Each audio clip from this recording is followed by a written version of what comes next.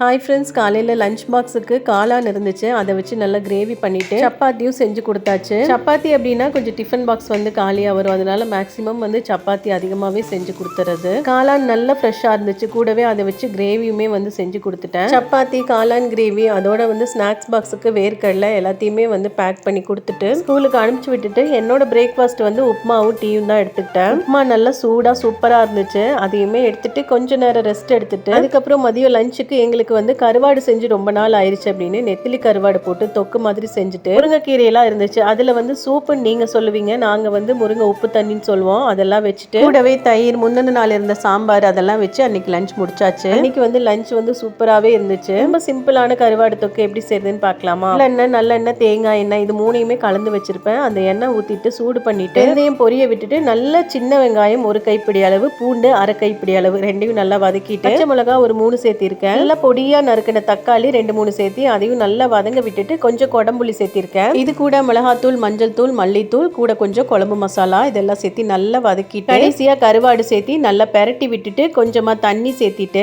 நல்லா வத்த விட்டுட்டு கடைசியா தேங்காய் எண்ணெய், கருவேப்பிலை போட்டு அப்படியே மூடி வச்சிடணும். தேங்காய் எண்ணெய் கருவேப்பிலையோட ஃபிளேவரோட சாப்பிட்றதுக்கு அவ்வளோ டேஸ்டா இருக்கும் இந்த நெத்திலி தொக்கு. நீங்களும் இதே மாதிரி ட்ரை பண்ணி பாருங்க. தேங்க்யூ.